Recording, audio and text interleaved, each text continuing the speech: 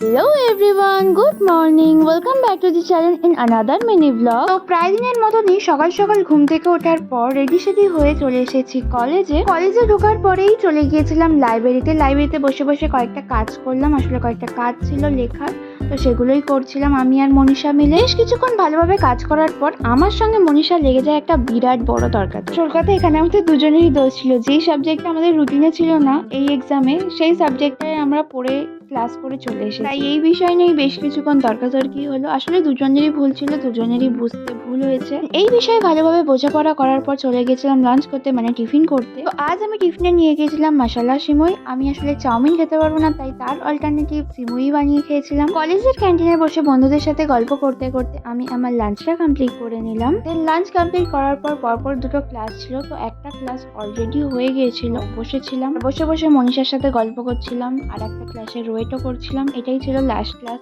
আজকে। তো এই ক্লাসটা করে চলে যাব বাড়ির দিকে। কলেজে এই লাস্ট ক্লাসটা করতে করতে হয়ে গিয়েছিল বিকেল। বাড়িও ফিরতে আরো দেরি হয়ে যেত, তাই খিদে পেয়ে গিয়েছিল, তাই চলে গিয়েছিলাম একটু খাওয়া দাওয়া করতে। ওই একটু খিদে মেটানোর জন্য আমি নিয়ে নিয়েছিলাম 1 প্লেট ধোসা। মন ভরে ধোসা খাওয়ার পর উঠে পড়েছিলাম বাসে। বাস থেকে নেমে চলে গিয়েছিলাম পড়তে। পড়া কমপ্লিট করে বেরিয়ে চলে গিয়েছিলাম জিমে। আপাতত এখনো বাড়ি ঢুকিনি, জিমেই ছিলাম। আর জিমে এখানে আমি বসে বসে বানাচ্ছিলাম ফিস্টের লিস্ট, আর বৌদি এখানে একটা গোলা রুটি দিয়ে গেছিল, সেটাই খাচ্ছিলাম। আজ সারাদিনটা তো কাজে কাজেই কেটে গেল। তো আজ এই পর্যন্তই, দেখা হবে নেক্সট মিনি ব্লগে। Bye bye.